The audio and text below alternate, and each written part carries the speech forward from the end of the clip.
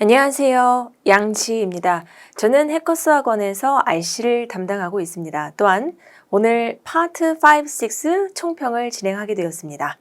네, 여러분 토익 공부를 하시다가 더 많은 자료, 조언이 필요하시면 해커스 학원 홈페이지를 이용해 주시기 바랍니다.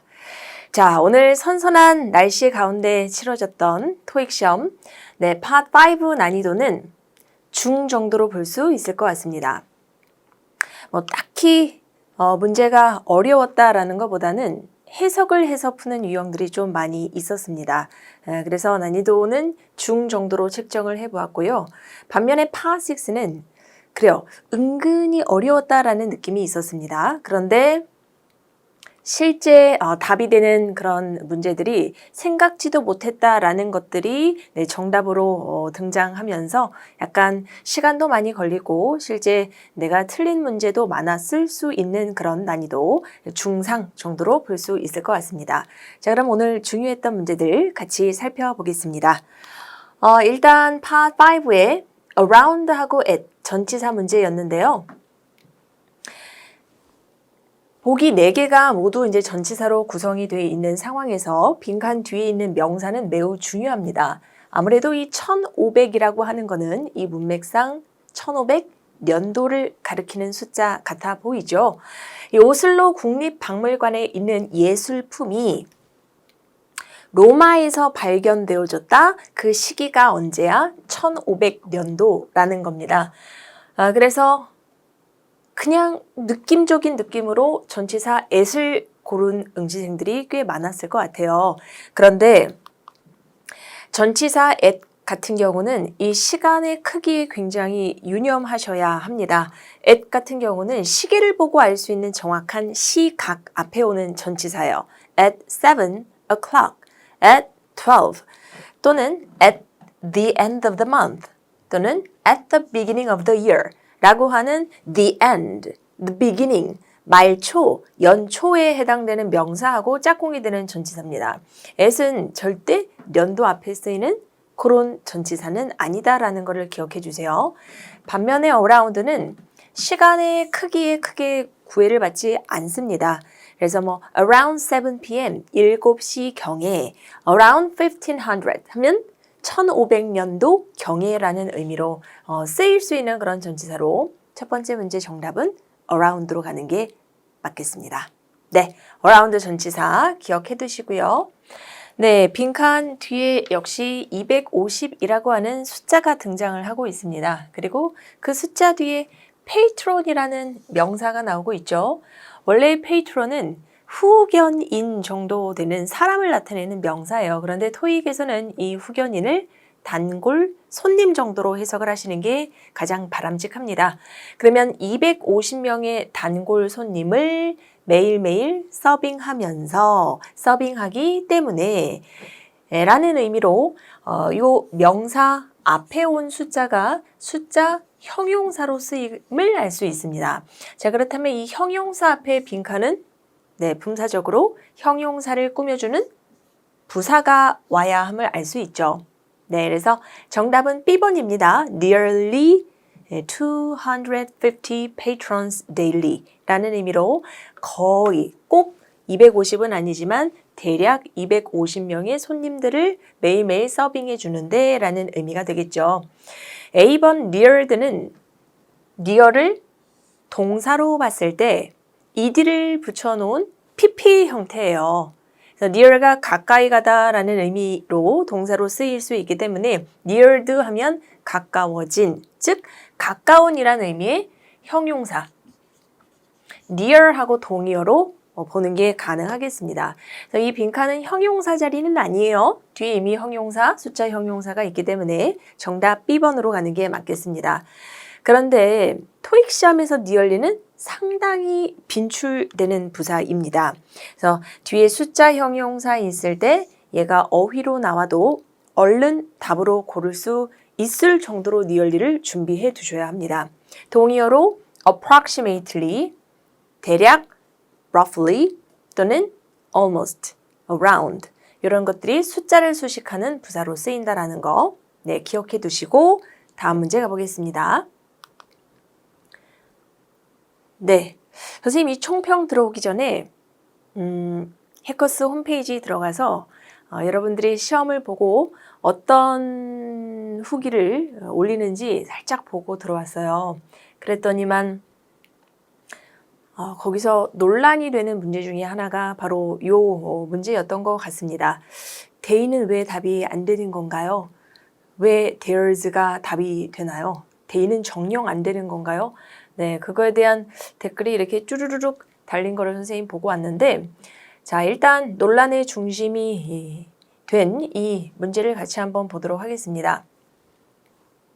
뭐 해석이 크게 중요하진 않습니다만 그래도 앞에서부터 문맥을 따져보면은 그 사람들이 커피 주문하기 전에 내가 먼저 주문했는데도 불구하고 그들이 얘기를 먼저 들은 겁니다. They were told. 말해 준 거니까 말을 들은 거예요.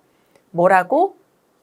준비되었습니다. 당신들 커피 준비되었습니다. 라는 말을 들었다. 라는 겁니다. 일단 선생님이 이 문제를 풀 때 가장 기본적인 거 먼저 강조를 하고 싶습니다. 이 대시 무슨 대시냐? 이렇게 that 뒤에 빈칸은 토익 시험에서 아주 잘 나오는 유형인데 이 that 앞에 별도의 선행사가 없는 경우 이 that은 관계대명사 that은 아니에요. 이 that이 뒤에 완전한 문장을 이끌어주는 명사절 접속사 that이라고 합니다. 이때 이 that 뒤에는 완전한 문장이 나와야 한다. 여기서부터 사실은 이해가 필요한 문제였어요. that 뒤에 완전한 문장, 시작은 주어이어야 하고 주어 자리 빈칸이니까 나는 주격을 답으로 했다. 이렇게 해서 이제 C번을 고른 학생들이 있는 거죠. 그러니까 몇몇 또 친구들은 너는 영어 공부를 어떻게 한 거니? 처음부터 한번 다시 해봐라. 야, 뒤에 동사가 어떻게 이렇게 단수인데 복수 주어인 they가 답이 될 수 있냐. 그래서 이제 헷갈렸던 것 같아요, 학생이. 그런데 여러분 주어 자리에 제기대명사 올 수는 없어요. 이건 불가능합니다. 그런데 이제 주어 자리에 주격뿐만 아니라 소유대명사도 올 수 있다라는 걸 사실 알고 이 문제를 풀었었다라고 한다면은 그래도 A번한테 기회가 주어질 수 있다라는 걸 알고 네, 이 문제를 접근했다면 조금 더 답에 근접할 수 있지 않았을까. 다시 한번 명사절 접속사 that 뒤에는 완전한 문장이 오게 됩니다.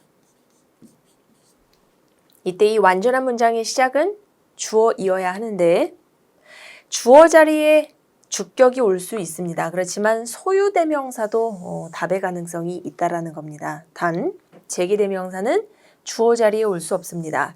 목적어나 수식어 자리에만 올 수 있기 때문에 B번은 제거합니다.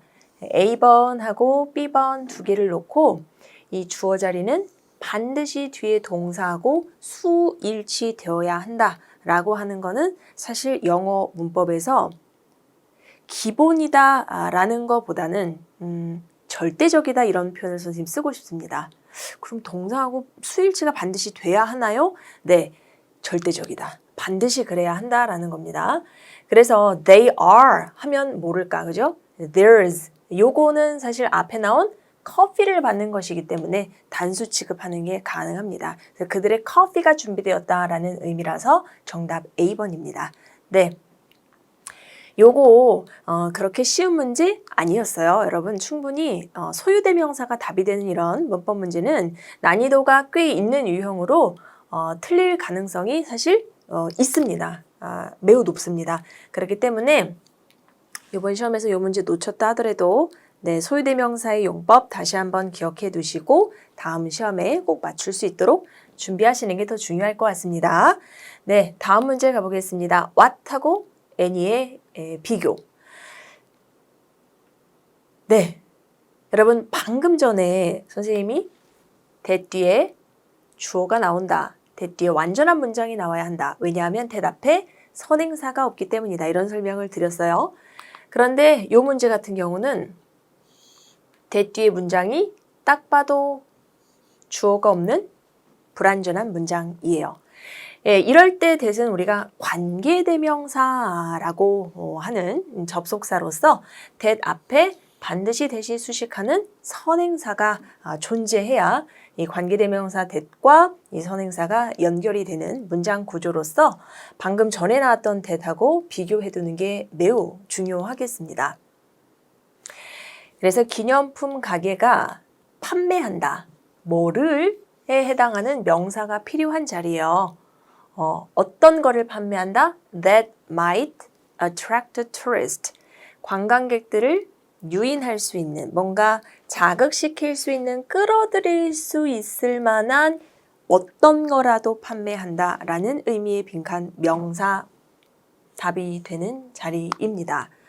여러분, what은 뭐예요? what 또는 which 이런 거는 WH로 시작하는 얘네는 접속사예요.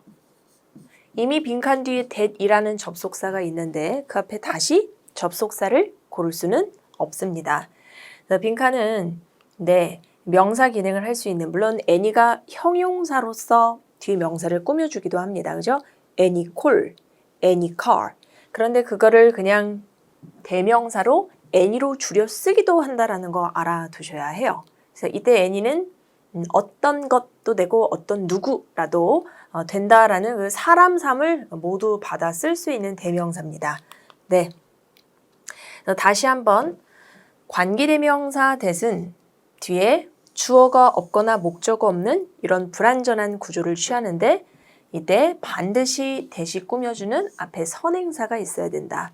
그 자리에 올 수 있는 이 명사 자리가 빈칸 답이 될 수 있다라고 하는 거 주의해 두시고 5번 문제 가보겠습니다.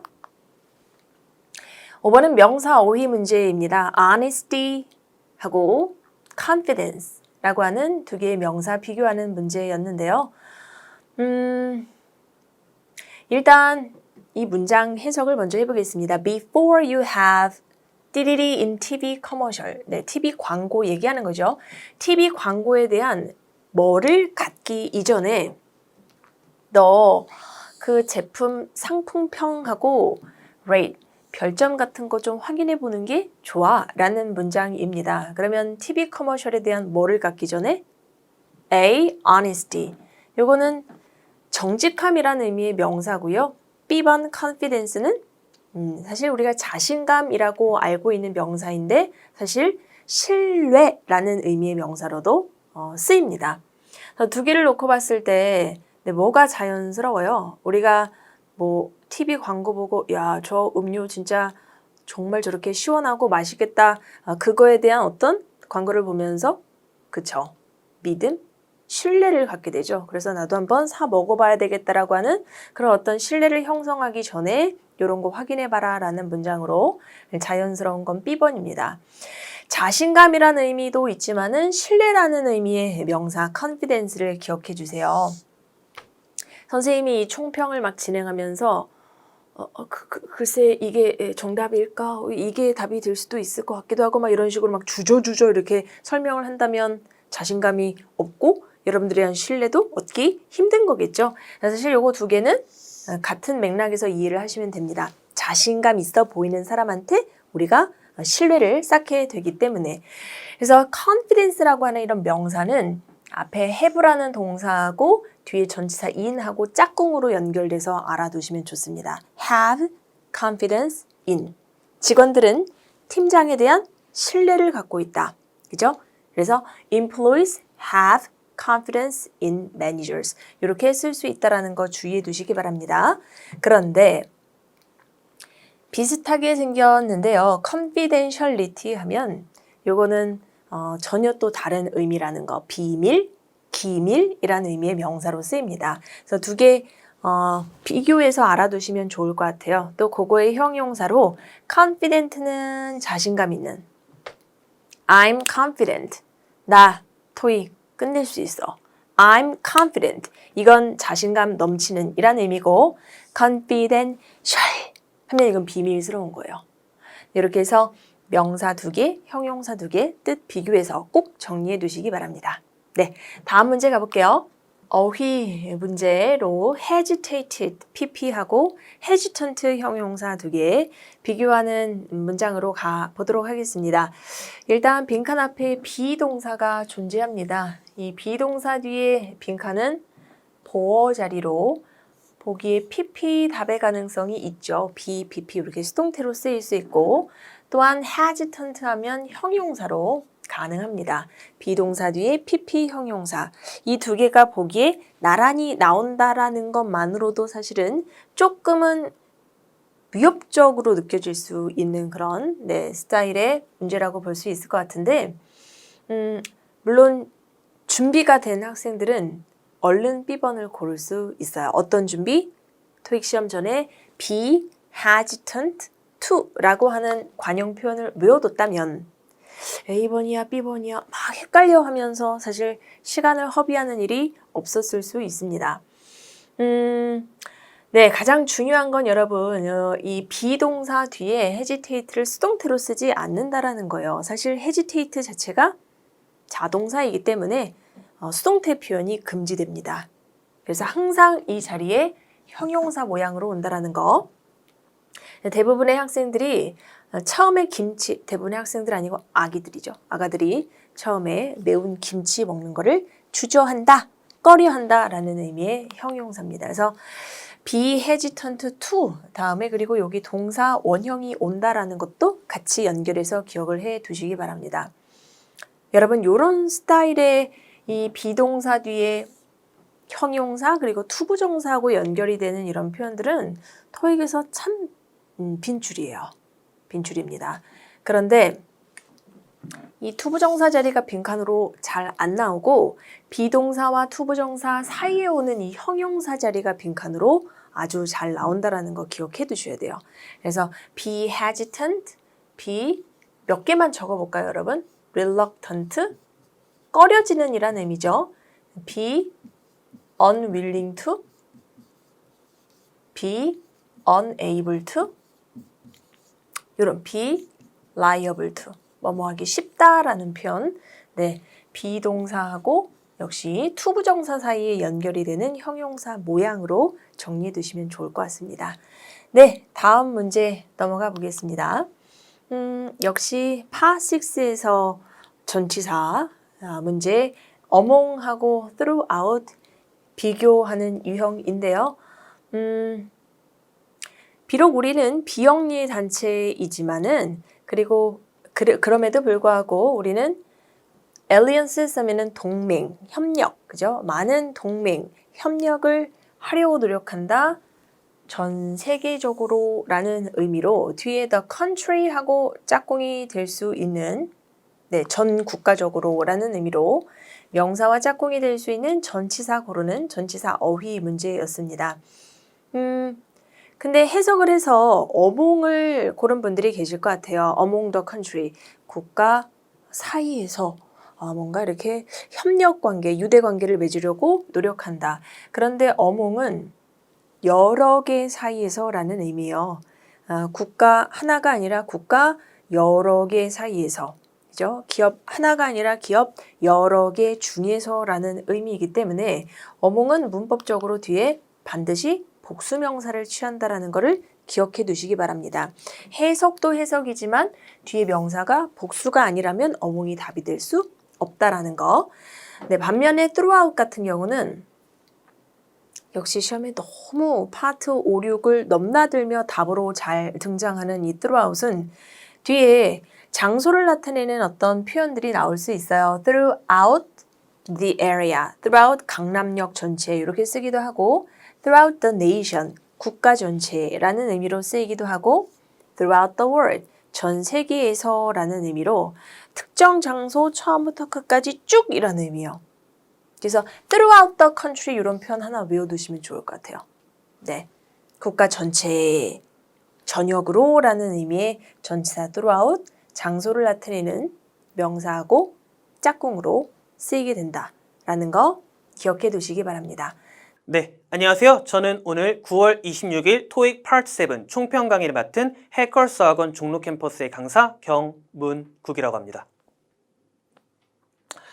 자, 일단 총평 강의 시작하기에 앞서 여러분들께 한 가지 안내 드리고 싶은 게 있는데 이 총평 강의 외에도 토익과 관련된 더 많은 강의, 더 많은 자료, 더 많은 궁금증에 대해서 해결하고 싶으시면은 여기 보이는 해커스 토익 홈페이지에 들어가시면은 많은 정보 이용 가능하니까 많은 접속 부탁드리겠습니다. 자, 일단 총평 강의를 이제 시작을 할 건데 시험의 난이도부터 좀 말씀을 드릴게요. 제가 생각하는 오늘 파트 7의 난이도는 중상입니다. 자, 일단 중상이라고 해서 뭐 대단히 어렵다 이런 느낌은 아니고요. 제가 생각할 때 파트 7의 기본 난이도가 일단 중상이라고 생각을 하거든요. 시험을 파트 1부터 진행을 하면서 이제 파트 7까지 오게 되면은 약간의 시간적인 압박도 있고 지문의 길이에 대한 압박도 있죠. 그리고 파트 7 자체가 아예 쉽지만은 않잖아요. 그래서 제가 생각하는 기본적인 난이도가 중상인데 오늘은 그냥 기본적인 거지 않았나라는 생각이 듭니다. 특별히 많이 어렵지도 않았고 특별히 쉽지도 않았어요. 그렇다고 시간이 굉장히 오래 걸리지도 않았고요. 그렇죠? 그렇기 때문에 저는 오늘 기본적인 난이도다라고 말씀을 드리고 싶습니다. 자, 일단 오늘 토익 총평 강의에서는 두 가지에 대해서 말씀을 드릴 거예요. 첫 번째로는 동의어, 두 번째로는 연계 질문에 대해서 말씀을 드릴 건데 일단 이번 시험에 동의어가 두 문제가 출제가 됐거든요. 그래서 그 문제를 먼저 같이 살펴보도록 하겠습니다. 자, 첫 번째로는 draw이란 단어가 나왔어요. 그렇죠? draw란 단어는 사실 여기 보이는 것처럼 두 가지 뜻이 있거든요. 자, 첫 번째로는요, 그리다 또는 묘사하다 정도의 뜻이 있고 두 번째로는 무언가를 끌다, 끌어당기다의 뜻이 있다라는 거죠. 두 가지 의미로 다 자주 사용되는 뜻인 거죠. 그렇죠?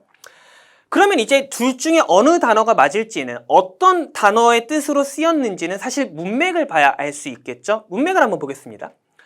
자, 그의 소설 속에서 자, 주요 캐릭터들이요 잘 드로운되었다라고 나와 있었거든요. 어떤 사람이 이제 글을 쓴 내용이거든요. 그 안에서 등장인물들이 잘 드로운되었다라고 나왔습니다. 그래서 어떤 문제가 맞냐, 어떤 단어가 맞냐로 두 가지가 제시됐는데 첫 번째로는 describe, 두 번째로는 pull이란 단어가 제시가 됐어요. 아시겠죠? describe란 단어는요, 그리다, 묘사하다와 동의어가 될 거고 pull이란 단어는요, 끌다 또는 끌어당기다와 동의어가 될 거예요. 문맥상 어떤 게 맞을까요? 당연하죠. 그쵸? 첫 번째 뜻이죠. 그의 소설 속에서 주요 등장인물들이 잘 끌어당겨진 게 아니라 주요 인물들이 잘 그려졌다, 잘 묘사됐다가 맞는 거죠. 그렇기 때문에 드로운의 동의어는 described로 보는 게 맞겠습니다. 자, 하나 더 가보도록 할게요. 자, 두 번째 단어로 뭐가 나왔냐면은 placed란 단어가 나왔습니다. 자, place도 두 가지 뜻이 있죠. 자, 첫 번째로는요, 지시, 주문 또는 신청 등을 하다라는 뜻이 있고 두 번째로는 place가 장소란 뜻이잖아요. 그래서 그 장소에 두다, 배치하다 또는 자리를 잡다라는 뜻이 있다라는 거죠. 그렇죠? 자, 문맥을 한번 볼게요. 자, order, 주문들이 있거든요. 자, 웹사이트에서 place한 주문들은요, 다음날 배송이 될 겁니다 라는 거죠. 자, 이거의 동의어를 찾는 보기로 대표적으로 두 가지가 나왔는데 첫 번째로는 submit, 제출하다가 나왔고 두 번째로 position, 자리를 잡다 이 두 가지가 나왔다라는 거죠. 느낌 오시죠? 자, 우리 웹사이트에서 자리를 잡은 주문이 아니라 우리 웹사이트에서 한 주문을 말하는 거잖아요. 그렇죠? 우리 웹사이트에서 주문을 했다라는 건 뭐예요? 주문서를 제출했다라는 거죠. 그런 맥락으로 봤을 때는 submit가 동의어가 돼야 되는 거지 position드는 동의어가 될 수 없다라고 보시면 됩니다. 자, 동의어 문제는 일단 여기까지입니다. 자, 제가 그 다음으로 말씀드리고 싶은 건 뭐냐면은 연계 질문에 대해서 좀 말씀을 드리고 싶어요. 자, 토익 파트 7을 꾸준히 풀다 보면은 뒤쪽에 가면 뭐가 나오죠? 이중 지문하고 삼중 지문이 나오죠. 자, 이중 지문과 삼중 지문에는요, 단순하게 지문의 하나에서 정답의 근거를 찾아내는 문제도 나오지만 두 지문 이상을 조합해서 정답을 찾아내야 되는 연계 질문도 나오거든요. 그래서 이 부분이 우리를 좀 괴롭히는 것들 중에 하나인데 이번 시험에서는 그게 어떻게 출제됐는지 저랑 한번 살펴보도록 하겠습니다. 자, 대표적으로 3개 지문을 가져왔거든요. 지금부터 하나씩 볼게요. 자, 일단 이중 지문 하나 보도록 하겠습니다. 자, 첫 번째 질문에 대한 설명드릴게요. 어떤 사람이 직원들한테 이메일을 보냈어요. 그리고 이메일 속에는 이런 내용이 있었습니다. 자, 여러분 다음 주에 세미나가 있을 거예요. 여러 날 동안 세미나가 진행이 될 건데 그 세미나들 중에서 첫 번째 세미나는요, 우리 팀에서 진행해야 되는 회의와 일정이 겹쳐요 라고 이야기를 해요. 하지만 세미나의 일정이 몇 개 더 있으니까 나머지는 참석할 수 있을 겁니다. 참석하도록 하세요. 강연자도 훌륭한 분들이 오실 거예요. 이런 식으로 이야기를 진행을 합니다. 자, 두 번째 지문에서는요, 첫 번째 지문에서 제시됐던 세미나에 대한 안내 내용이 나왔습니다. 자, 이런 식으로 나왔어요. 자, 이번 세미나의 강연자는요, 이 사람이 하게 될 거고요. 세션의 일정은 다음과 같습니다. 라고 설명이 나와요. 자, 첫 번째 지문에서 세미나가 여러 날 동안 진행이 될 거라고 했죠. 그래서 월요일에는 9월 15일 이때 진행이 될 거고, 화요일 9월 16일, 수요일 9월 17일 이렇게 진행이 될 거다라고 나왔습니다. 자, 그러면 연계 문제로 뭐가 나왔을까요? 자, 첫 번째 지문에 제시됐던 팀의 회의 날짜는 언제인가? 라고 물어봤거든요. 자, 팀의 회의 날짜를 한번 찾아보도록 하죠. 첫 번째 지문으로 가보겠습니다. 첫 번째 지문에서 팀의 회의가 언급이 됐거든요. 근데 이 팀의 회의 날짜는 나오지 않았어요. 대신 첫 번째 세미나와 일정이 겹친다, 일정이 충돌한다. 그렇기 때문에 다른 날 세미나를 들으셔야 된다 라고 나온 거죠. 그러면은 팀의 회의 날짜는 언제예요? 첫 번째 세미나 날짜가 팀의 회의 날짜인 거잖아요. 그쵸? 자, 그러면 첫 번째 세미나 날짜를 어디서 찾으면 되죠? 두 번째 지문에서 찾으면 되죠.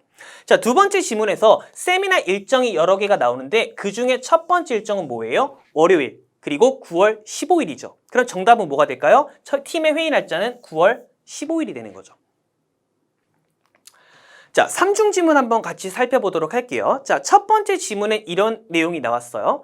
차량을 관리하는 업체가 광고글을 냈습니다. 자, 이 광고에서는 어떤 내용이 나오냐면은 우리는 차량을 관리해줘요. 차량에 대한 페인트 칠도 해주고 세차도 해주고 왁싱 작업도 해주고 여러 가지를 해줍니다. 라는 이제 내용이 나와요. 그러면서 우리가 이제 이것뿐만 아니라 새로운 서비스를 출시하려고 해요. 저희가 직접 방문 출장해가지고 고객의 차량들을 관리해주는 거를 하려고요. 라고 이야기가 나옵니다.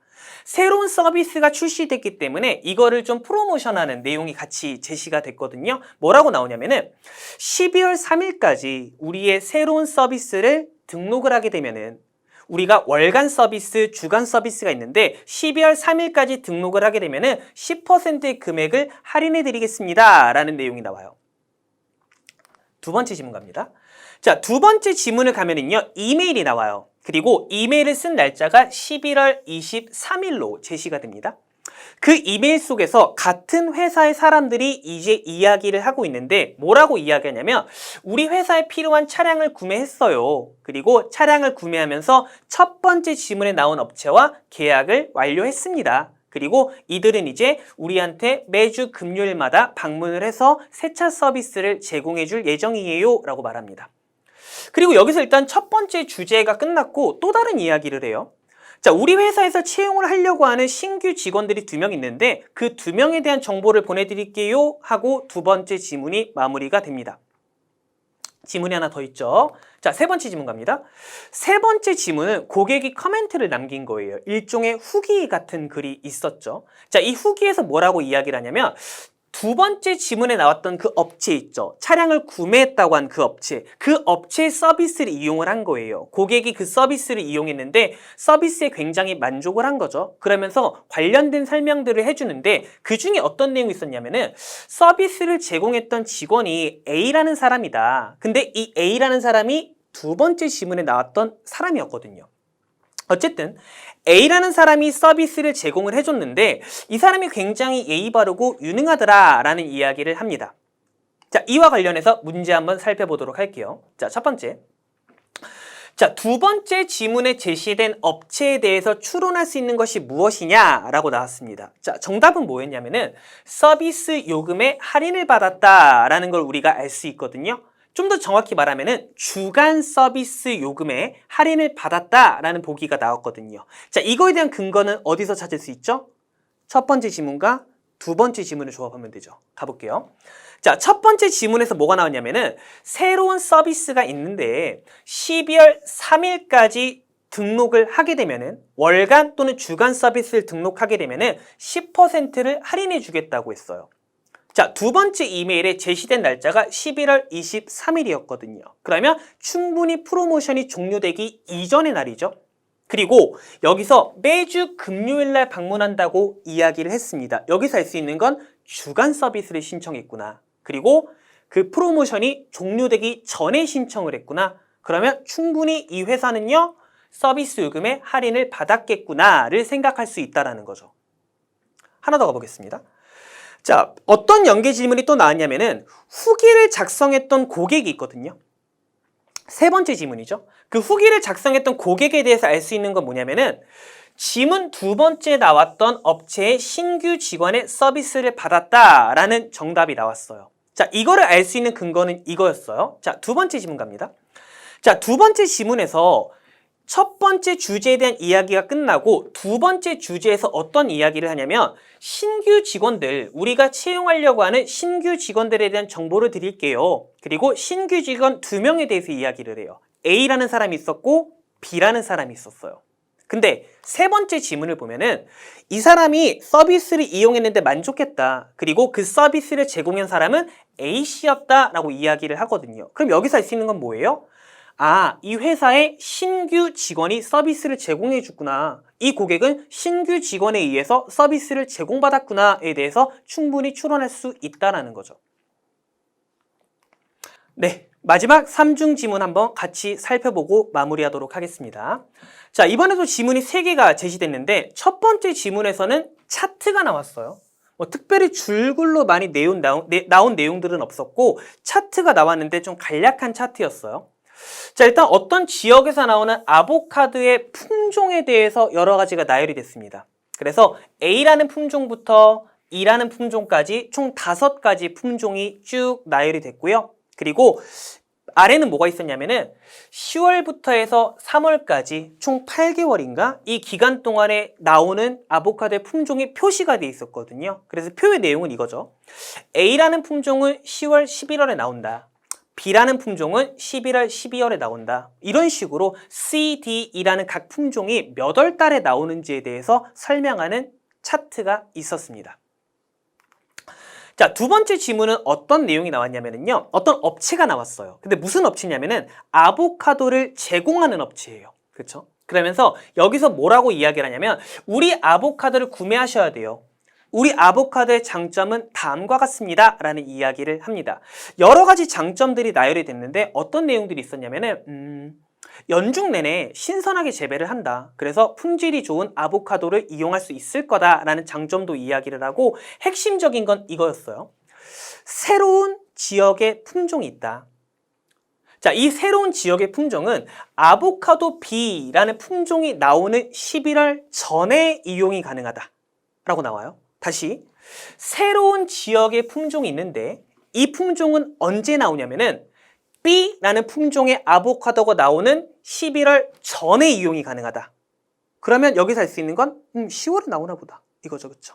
자, 이거 외에도 어떤 장점들이 있었냐면은 지역에서 이제 농사를 다 짓기 때문에 우리한테 아보카도를 사게 되면은 지역의 경제를 활성화시키는 데도 도움이 됩니다와 같은 여러 가지 장점들에 대해서 설명해 주는 게 두 번째 제시문이었습니다.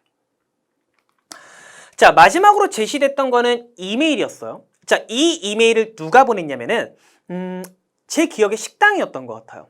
어떤 식당의 주인이 이제 두 번째 지문의 업체한테 보낸 거예요. 즉, 식당에서 아보카도 공급 업체에게 이메일을 보낸 거죠. 아보카도 공급 업체의 고객 서비스 담당에게 이메일을 보냈습니다.